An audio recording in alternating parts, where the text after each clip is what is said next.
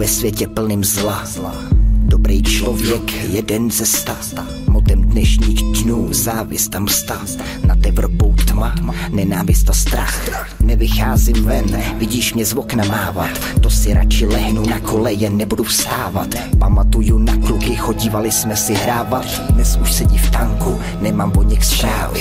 Look into my eyes, vidíš v nich hněv. Koukni na ten ráj, pustoší se svět. Dřív zdravá tkáň, dnes hodíš jí sněť. Víš, že teď mu nepomůže ani implantovat štěp. Se mění dekády, mění se trendy. Dřív je nikdo neznal, dnes jsou z nich legendy. Co ti mám víc říct, staň z té válenty. Teď a nebo nikdy.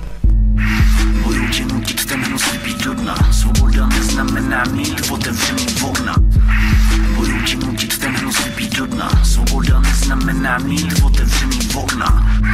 Budu tě nutit ten hnus vypít do dna. Svoboda neznamená mít otevřený okna. Všechno moudro přece nejde vyčíst z knížek. Ne všechno, co si přečteš, je pravdivý příběh.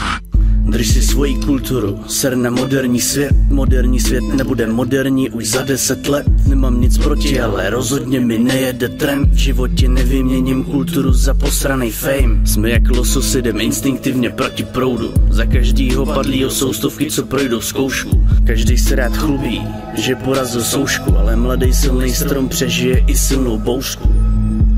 A není to o penězích, a není to o tom, jaký si neseš kříž. Je to jenom o tom, co máš rád a v co věříš. Jednou budem stejně všichni spát na nebesích.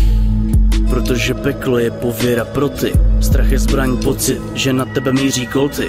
Bohužel na to nepřijdou, když mají možnost volby. Volba je rozhodnutí ve chvíli, kdy jsme mohli.